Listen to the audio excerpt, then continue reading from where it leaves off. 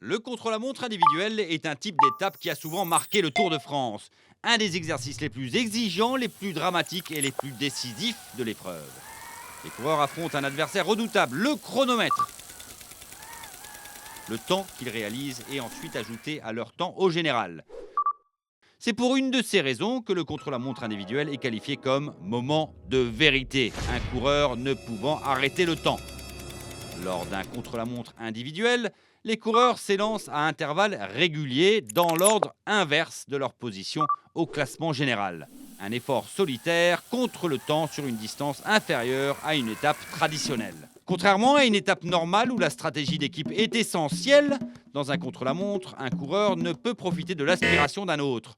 Les coureurs doivent en effet laisser une distance de 2 mètres derrière un coureur et se porter à ses côtés avant éventuellement de le dépasser. Un coureur, une fois dépassé, doit lui rester 25 mètres derrière pour l'empêcher de profiter de l'aspiration de son adversaire. Ainsi, le succès d'un coureur dans un contre-la-montre individuel est uniquement le résultat d'un effort solitaire. Le coureur n'est cependant pas complètement seul et peut profiter du soutien de son directeur sportif dans un véhicule d'équipe qui transporte un vélo de rechange.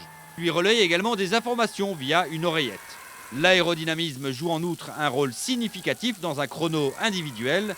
Les coureurs s'élancent ainsi avec un casque profilé sur un vélo bien spécifique.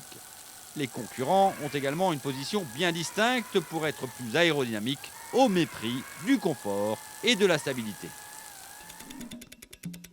Pour être performant, un coureur doit maintenir une bonne vitesse pendant une longue période ainsi qu'un rythme cardiaque constant. Il doit également conserver un parfait rythme de pédalage. Le tout en maintenant une certaine discipline pour ne pas ressentir les effets de l'acide lactique. Ils peuvent ensuite tout donner dans un dernier effort vers la ligne d'arrivée où de précieuses secondes sont à prendre ou à perdre au classement général.